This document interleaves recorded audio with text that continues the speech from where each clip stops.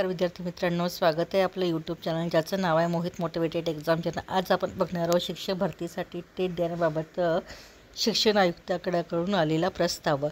तो प्रस्ताव कोणता आहे तो बघण्यासाठी व्हिडिओला लाईक करा, शेअर करा, कमेंट्स करा आणि चला तर मग सुरुवात करूया व्हिडिओला।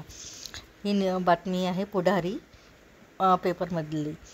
शिक्षक भरतीसाठी टेट घेण्याबाबत शिक्षण आयुक्तालयाकडून प्रस्ताव, अभियोग्यता आणि बुद्धिमापन चाचणी होणार।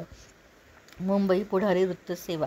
राज्यातील शालेय शिक्षण विभागातील शिक्षकांची अनेक पदे रिक्त असताना आता शिक्षण आयुक्तालयाने अभियोग्यता व बुद्धिमापन चाचणी म्हणजे टेट आयोजित करण्याचा प्रस्ताव राज्य शासनाकडे सादर केला आहे। दुसऱ्या टप्प्यातील या भरती प्रक्रियेसाठी किती जागा उपलब्ध होणार याकडे उमेदवाराचे लक्ष लागलेले असून ही संपूर्ण प्रक्रिया पवित्र पोर्टलद्वारे होणार आहे। 20 फेब्रुवारीपर्यंत मुदत। विविध शाळांमधील शिक्षकांच्या रिक्त पदांच्या जाहिराती प्रसिद्ध करण्यासाठी तसेच व्यवस्थापकांना 20 जानेवारीपासून सुविधा दिली आहे।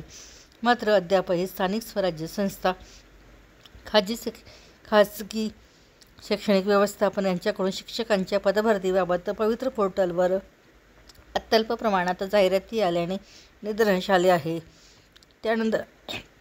त्यानंतर आता पवित्र पोर्टलवर शिक्षक भरतीसाठीच्या जाहिराती टाकण्याचे आवाहनही शिक्षण आयुक्तालयाने केले आहे। त्यासाठी 20 फेब्रुवारीपर्यंतची मुदतवाढ देण्यात आली आहे।